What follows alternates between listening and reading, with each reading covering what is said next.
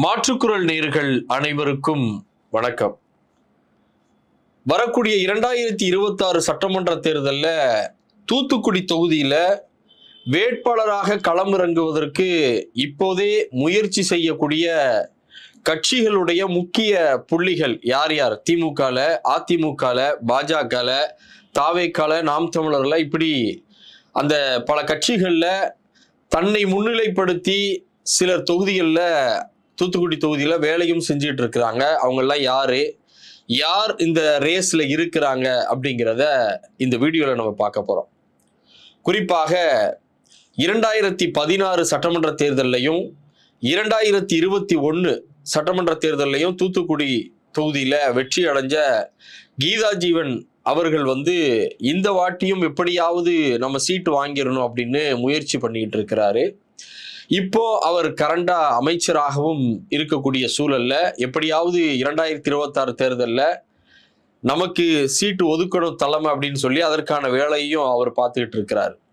அதே போல இப்போது தூத்துக்குடி மேயரா இருக்கக்கூடிய ஜெகன், அதாவது கீதா ஜீவன் அவருடைய சகோதரர், இவரோ எப்படியாவது வரக்கூடிய தேர்தலில் தூத்துக்குடி தொகுதியில நமக்கு சீட்டு வாங்கிடணும் அப்படிங்கிற ஒரு காய் நகர்த்தல அவரும் நகர்த்திட்டு இருக்கிறாரு. குறிப்பாக தூத்துக்குடியினுடைய எம்பி கனிமொழி மூலமாகவும், அதே மாதிரி இளைஞரணி துணை செயலாளர் ஜோயல் அவர்கள் மூலமாகவும் உதயநிதி கிட்ட ரெக்கமெண்ட் பண்ணுங்க அப்படின்னு சொல்லிட்டு இவர் காய் நகர்த்திக்கிட்டு இருக்கிறதாகவும் ஒரு தகவல் வெளியாயிருக்கு. திமுகல இப்படின்னா, அதிமுகவை பொறுத்த வரைக்கும் செல்லப்பாண்டி அவர் எப்படியாவது அதிமுக தலைமை நமக்கு சீட்டு ஒதுக்குங்கிற அந்த ரேஸ்ல அவரும் இருக்கிறாரு. அதே மாதிரி சண்முகநாதன் அவருமே இந்த ரேஸ்ல இருக்கிறாரு. குறிப்பாக அதிமுக இந்த தொகுதியில கொஞ்சம் பலகீனமாக இருக்கு அப்படின்னு இதற்கு முன்னாடி நடந்த தேர்தலை நம்ம பார்க்கும்போது தெரியுது. அதனால இந்த தொகுதியில அதிமுக நிப்பாங்களாங்கக்கூடிய ஒரு கேள்வியும் இருக்கு. அதிமுக நிக்கலன்னா அதனுடைய கூட்டணி கட்சியாக இருக்கக்கூடிய பாஜகவுக்கு இந்த தொகுதியை ஒதுக்கலாம். அப்படி ஒதுக்குனா எப்படியாவது நாம அந்த சீட்டை வாங்கிடணும் அப்படின்னு சொல்லி அதிமுகல இருந்து பாஜகவுக்கு போன சசிகலா புஷ்பா காய் நகர்த்திட்டு இருக்கிறாங்க.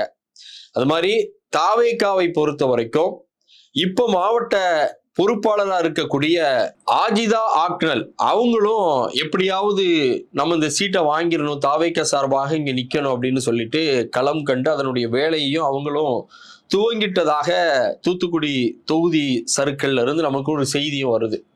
நாம் தமிழரை பொறுத்த வரைக்கும் எப்பவுமே அவங்க வேட்பாளரை அலௌன்ஸ் பண்றது ஒரு த்ரில்லாகவே இருக்கும். யாருக்குமே வெளியில தெரியாம திடீர்னு ஒரு வேட்பாளரை அலௌன்ஸ் பண்ணுவாங்க. அவர்களும் களத்துல போய் கடுமையாக வேலையும் செய்வாங்க.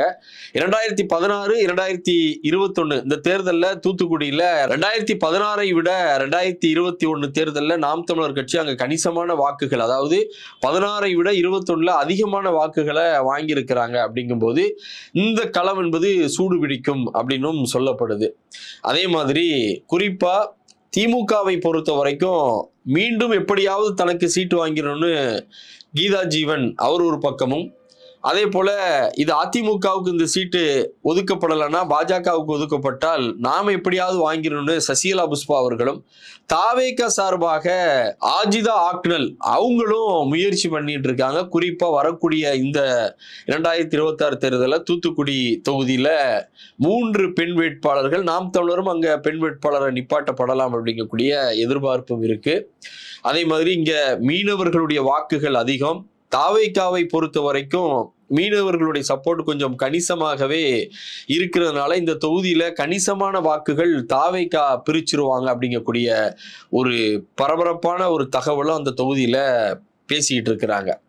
ஆக களம் எப்படி இருக்கும், அதே போல் யார் யாருக்கு என்னென்ன சீட்டுகள் ஒதுக்கப்படும் அப்படிங்கிறத நம்ம பொறுத்திருந்து பார்ப்போம்.